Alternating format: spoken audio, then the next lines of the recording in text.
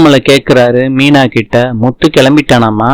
ஆமா, இப்பதான் குளிச்சுட்டு வந்தாங்க, ரெடி ஆகிக்கிட்டு இருக்காரு. ரவி, உன்கிட்ட ஒரு முக்கியமான விஷயம் பேசணும். நீ என் அங்கிள் கிட்ட பேசிட்டு வா. இருமா, எல்லாரு கூடயும் தான் பேசணும். மனோஜ், வாப்பா. என்னப்பா எல்லாரையும் கூப்பிட்டுக்கிட்டு இருக்கீங்க? என்ன விஷயம்?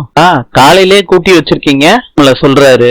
நான் ஒரு முடிவு பண்ணி வச்சிருக்கேன், எல்லார்கிட்டயும் நான் அதை சொல்லணும். 3 பசங்க இருக்க முடியும், நான் எதையும் யோசிக்கல. 2 ரூம் இருந்துச்சு, எல்லாரும் அட்ஜஸ்ட் பண்ணி இருந்துகிட்டீங்க. வெறும் கல்யாணம் ஆகி ஆளுக்கு ஒரு குடும்பமா இருக்கீங்க. முத்துவும் மீனாவும் ஹால்லயும் மாடியிலயும் படுக்கிறது நல்லா இருக்காது. மாடியில ஒரு ரூம் கட்டலான்னு முடிவு பண்ணிருக்கேன். கேக்குறாரு, அந்த ரூம் யாருக்குப்பா? சொல்றாரு, இப்பதான் பேச்சுவார்த்தையே நடக்குது, அதுக்குள்ள இடம் பிடிக்கிறியடா. ரூம்னு கேட்டா உனக்கு என்னடா ஆகுது மனசுக்குள்ள? சொல்லுடா மனோஜ், இதுல உங்க விருப்பத்தை சொல்லுங்க, எப்படி கட்டலாம்? சொல்றாங்க, கட்டுறதுன்னு ஆயி போச்சு, அது எதுக்கு ஒரு ரூம், ஹாலு, அட்டாச் பாத்ரூம்னு ஃப்ளோரே கட்டலாமே. சொல்றாங்க, ஸ்ருதி சொல்ற ஐடியா கூட நல்லா இருக்குங்க, சும்மா கட்டலாம், ஒரு கிச்சன் கூட கட்டிக்கலாங்க. முத்து சொல்றாரு, அப்பா இவங்க சொல்றத பார்த்தா ரூம் கட்டுற மாதிரி தெரியல, யாரோ ஒரு ஆளை தனியா வைக்க போறவங்க மாதிரி தெரியுது. எல்லா கருத்தையும் கேட்கறதுக்காண்டிதான் கூப்பிட்டுருக்கேன், அவங்க மனசுல இருக்கத சொல்லுங்க. மனோஜ் சொல்றாரு, அந்த பிளான நான் பாக்குறேன்ப்பா. ரோகிணி சொல்றாங்க, அட்டாச் பாத்ரூமாவது இருக்கணும். என்ன சொல்றாங்க, ஆடம்பரமான செலவு இல்லாம கம்மியான செலவுலயே ரூம் கட்டிடலாம். ரவி சொல்றாரு, ஒரு ரூம் மாத்திரம் கட்டினா போதும்பா, கரெக்டா இருக்கும். இது சொல்றாங்க, இங்க மம்மி கூட சொல்லிக்கிட்டு இருந்தாங்க, கட்டினா ஒரு ஃப்ளோராவே கட்டிடலாமே, இங்க அச்சனே கட்டி கொடுத்துருவாரு. கேக்குறாரு, அவர் என்ன கொத்தனாரா? ரவி சொல்றாரு, ஏண்டா இது? ரவி, நம்ம வீட்டுல எதுக்கு அவங்க அப்பா ரூம் கட்டி கொடுக்கணும்? சொல்றாங்க, இது ஏன் வீடு. ஸ்ருதி சொல்ற மாதிரி கட்டினா என்ன? பாட்டி சொல்றாங்க, இந்த மாதிரி நீ சொல்லிக்கிட்டு இருப்பன்னா உங்க அப்பா அண்ணாமலை பேர்லயும் சேர்த்து எழுதி வச்சிருக்காரு, யாரு கருத்தையும் கேட்டு முடிவெடுத்தா போதும், ரூம் எல்லாம் கட்ட வேணாம். இங்க என்ன பாக பிரிவினையா நடக்குது? அப்புறம் மனோஜ் நான் ஒரு ரூம் கட்டிப்பேன்னு சொல்லுவான், அருளம்மா சைட்ல ஒரு கடை வச்சுக்கிறேன்னு சொல்லும், ஒரு மார்க்கெட்டே கட்டிடுவாங்கப்பா. எதுக்கு இது? எங்க அப்பா ஹெல்ப் பண்ணுவாருன்னு தான் சொன்னேன், எனக்காண்டி பண்ணுவாங்க. அது சரி வராது. உங்க 2 பேத்துக்கும் தனியா ஒரு வீடு கட்டி கொடுத்தா அது வேற, ஆனா எல்லாரும் இங்க சேர்ந்து இருக்கோம், எல்லாருக்கும் உரிமையான இடத்துல அவர் கட்டி கொடுக்கறாருன்னா என்னைக்கு இருந்தாலும் பிரச்சனையா தான் வரும். மனோஜ் கேக்குறாரு, கட்டுறதெல்லாம் இருக்கட்டும்பா, பணம் செலவாகுமே, யார்கிட்ட இருக்கு?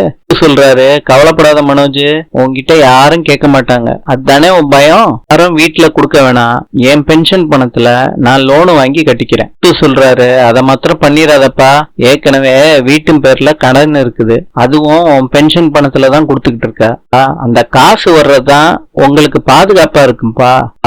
என்னைக்கும் நீ கை நீட்டுற நிலைமை என்னைக்கும் வந்துடக்கூடாதுப்பா. ஒண்ணும் இல்ல முத்து, ரூம கட்டிடலாம். எனக்கு என்னமோ ரூம் எல்லாம் வேண்டான்னு தான் தோணுது. முதல்ல மனோஜ் குடுக்கற 27 லட்சம் ரூபா இருக்குல்லப்பா, அதை குடுக்கட்டும், அப்புறம் பாத்துக்கலாம். என்ன சொல்றாங்க, உங்களுக்குன்னு வர்றது பென்ஷன் பணம் தான், இத்தனை வருஷம் உழைப்புல வந்த பணம், அதை இதுக்கெல்லாம் செலவு பண்ண வேண்டாமாமா. ரூம் எல்லாம் இப்போதைக்கு வேண்டாம். நம்மள முத்து சொல்றது ரைட்டு தான். என்னம்மா நீங்களே இப்படி பேசலாமா? பிள்ளைங்க நல்லா பாத்துப்பாங்கடா உன்னைய, இருந்தாலும் உன் கையில இருக்கிறது தான் உனக்கு நல்லது. இதனால் போகட்டும், 3 பேர் சம்பாத்தியத்துல அவங்களே கட்டட்டும். அது முடியும்.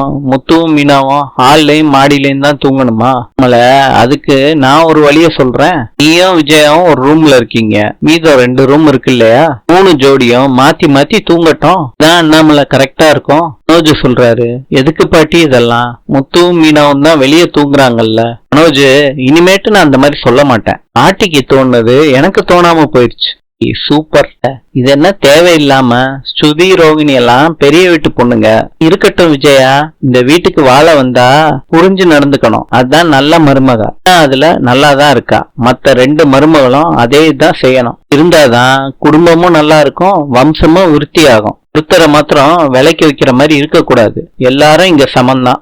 நீங்க சொல்றதும் ரைட்டு தான். என்ன விஜயா, பாட்டி சொல்றதெல்லாம் ரைட்டா தான் இருக்கும். முதல் வாரம் மனோஜ் ரோகிணி முத்து மீனாவுக்கு ரூம கொடுக்கணும். பாட்டி அப்படிதான்டா. ரவி உனக்கு ஓகே தானே?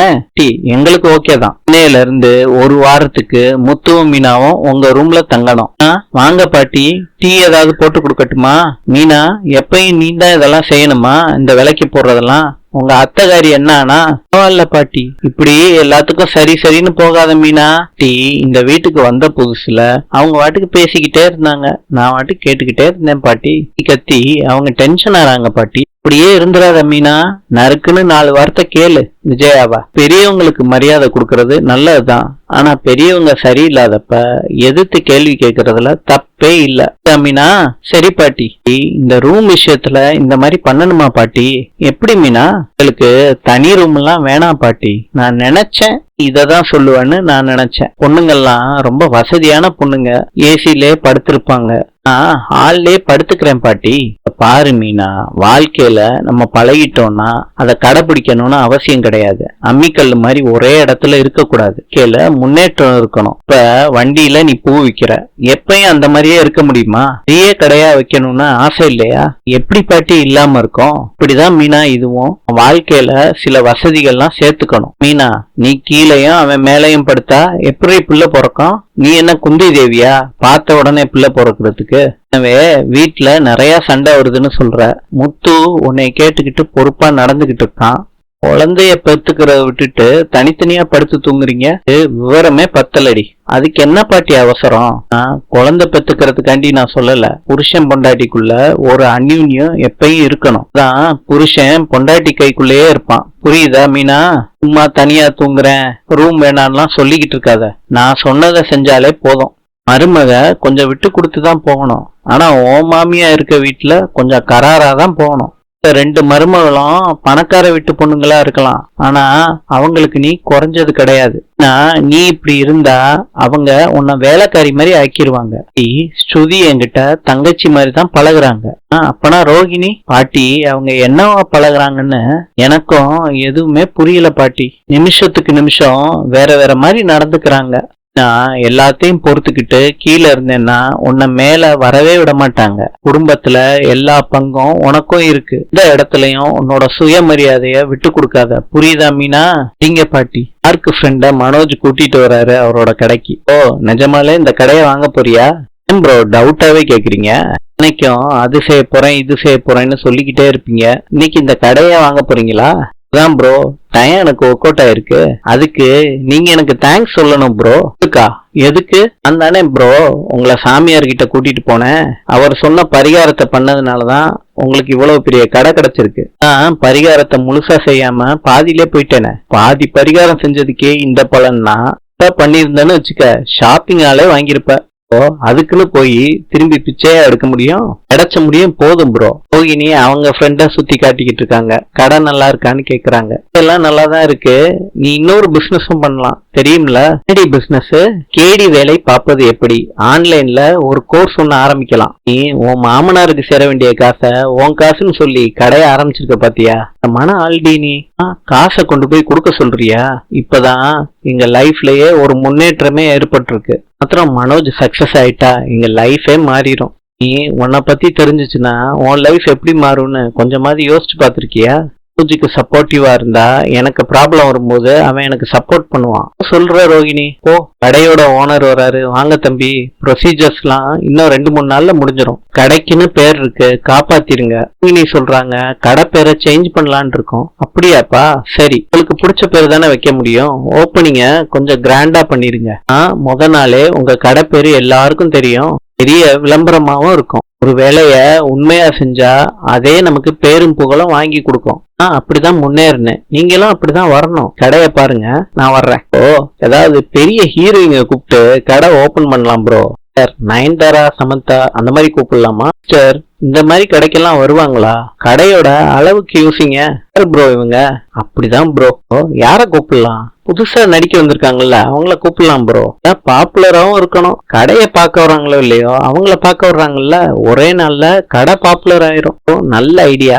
அந்த ஆக்டரை சோசியல் மீடியால போட்டாங்கன்னா நமக்கும் நல்ல ஓப்பனிங் கிடைக்கும்ல. ரோகிணி கடைக்கு என்ன பேர் வைக்க போறீங்க? ஆன்டி பேரு தான். ஓ உங்க அம்மா பேரா? வேற ஆப்ஷனே இல்ல ப்ரோ. மனோஜ் திரும்பியும் அந்த சேர்ல உட்கார்றாரு. ஓ நல்லா இருக்குல்ல. எப்படி இருந்தாலும் இந்த சேரை விட்டு எந்திரிக்க மாட்டேன்ல. மாதிரியே உட்கார்ந்த இடத்துலயே இருந்து சம்பாதிக்க வேலை தேடிக்கிட்ட. ஓ ஓனர் பாத்திர போறாரு. நான் தானே ப்ரோ ஓனரு. கைக்கு கடை மாறல ப்ரோ. ஓனரு அவர் தான். மனோஜ் ஏசிய ஆன் பண்ணிட்டு படுத்துக்கிட்டு இருக்காரு. மனோஜ் படுத்துட்ட, நீ தூங்க வேண்டியதானே? மனோஜ் இன்னைக்கு நம்ம வெளியே தூங்கணும், மறந்துட்டியா? சும்மா இல்ல ரோகிணி, இந்த பாட்டி சும்மா இல்லாம இத வேற சொல்லிட்டு போயிட்டாங்க. தரையில எல்லாம் படுத்தா தூக்கம் வராது ரோகிணி, நான் இங்கேயே படுத்துக்கிறேன்னு அங்கிள் சொல்லிருக்காங்கல்ல. நம்ம வெளியே போலாட்டி முத்து தேவையில்லாத ப்ராப்ளத்தை கிரியேட் பண்ணிக்கிட்டு இருப்பான். கூட இல்ல ரோகிணி, அங்க சரியா தூங்க முடியாது. தெரியும் மனோஜ், 1 வீக் தானே, அட்ஜஸ்ட் பண்ணிக்கலாம் வா. ஸ்ருதி கேக்குறாங்க மீனா கிட்ட, என்ன பண்ணிக்கிட்டு இருக்கீங்க? தூங்குறதுக்காண்டி பாய் போட்டுக்கிட்டு இருக்கேன் ஸ்ருதி. மீனா, இன்னைக்கு நீங்க உள்ளதானே தூங்கணும், அப்படித்தானே பாட்டி சொன்னாங்க? ஆமா ஸ்ருதி, அவங்க இன்னும் வெளியே வரல, தூங்கிட்டாங்கன்னு நான் நினைக்கிறேன். தொந்தரவு பண்ண வேணாமேன்னு நான் பாய விரிச்சேன். மீனா, இங்க பாய போட்டிருக்க, இன்னைக்கு நம்ம உள்ளதானே படுக்கணும் சொல்றாங்க, அதுக்கு அவங்க வெளியே வரணுமே. மனோஜ் வெளியே வாடா, தூங்கிட்டானா விட்டுருங்க, அவனை பத்தி தெரியாது மீனா உனக்கு, அப்படியே தூங்கிடுவான். கதவை தட்டுறாரு, வெளியே வாடா மனோஜ்னு கூப்பிடுறாரு. மனோஜ் பாத்தியா, அவன் கத்த ஆரம்பிச்சிட்டான், வா மனோஜ் போலாம். நீ அவன் சும்மாவே ஓவரா கத்துவான், இப்ப வேணுமனுக்குன்னு ரொம்ப ஓவரா கத்துறான் பாரு, வாங்க போகலாம், விடு மீனா. மனோஜ் கேக்குதா இல்லையாடா, வெளியே வா. நம்மள சொல்றாரு, ஏண்டா முத்து கத்திக்கிட்டு இருக்க? விஜயா சொல்றாங்க, அவன் கத்துறதுக்கு ஏதாவது விஷயம் வேணுமா என்ன? உனக்கு என்னடா பிரச்சனை? என்ன சொகுசா தூங்கிட்டு இருக்கியா? இன்னைக்கு நாங்க தானே தூங்கணும் சொல்றாங்க. அது எங்களுக்கும் தெரியும், ரெடி ஆகி வர வேணாமா? மேக்கப் அம்மா, நீங்க என்ன சினிமாவுக்கு போறீங்க ரெடி ஆகி போறதுக்கு? எதுக்கு இவர் கத்திக்கிட்டு இருக்காரு? நாங்க தான் வந்துட்டோம்ல, கத்தி கூப்பிட்டதுனாலதான் நீங்க வந்தீங்க. அப்படியே உள்ளதானே இருந்திருப்பீங்க. நாமல சொல்றாரு, மனோஜ் தான் வந்துட்டான்ல, உள்ள போய் படுத்து தூங்குடா முத்து, ஹால்ல காத்தே வராது, ஒரு ஏசியாவது மாட்டி இருக்கலாம் சொல்றாங்க. அததான் ஸ்ருதியோட அம்மா அன்னைக்கே சொன்னாங்க, உங்க அப்பா வேண்டான்னு சொல்லிட்டாரு. கல்யாணம் ஆகி வந்ததுல இருந்து ஹால்ல ஏசி இல்லாம தான் இருக்குது. 3 பசங்களும் இதே இடத்துல தான் விளையாண்டாங்க ஏசி இல்லாம. எப்படி இருந்தாலும் சம்மந்தி வீட்டுல வாங்குறது மரியாதையா இருக்குமா சொல்றாங்க. அங்கிள், நீங்க எதுக்கு இந்த மாதிரி யோசிக்கிறீங்க? சம்மர் டைம்ல எவ்வளவு ஹீட்டா இருக்கு ரூம், இதனாலதான் மம்மி சொன்னாங்க, இப்ப சொன்னா கூட ஏசி அனுப்பிடுவாங்க சொல்றாரு. இந்நேரத்துல கடையெல்லாம் மூடி இருக்குமே, இன்னும் கடையை உடைச்சா எடுத்துட்டு வர போறாங்க சொல்றாரு. ஏண்டா முத்து இந்த மாதிரி சொல்லிக்கிட்டு இருக்க சொல்றாரு. வெயில் காலம் இந்த மாசத்தோட முடிஞ்சிடும், அதுக்கப்புறம் ஏசி தேவைப்படாது, நாள் கூத்துக்கு எதுக்கு தேவையில்லாம சொல்றாங்க. இவர் இப்படிதான் ஆரம்பத்துல இருந்து எந்த செலவும் செய்ய விட மாட்டாரு, வீட்டுக்கு தேவையானது எதுவுமே செய்ய மாட்டாரு. தேவையில்லாத ஆளுகள் எல்லாம் நடு வீட்டுல உட்கார வச்சிருவாரு. அம்மா இன்னைக்கு நல்லா தூங்கிடுவாங்க. முத்து என்னைய பத்தி சொன்னதுனால தானே. நல்லா சொல்லிட்டே மீனா. இன்று ஜோர்டானின் நாணயம் தினார். நாளை சந்திப்போம்.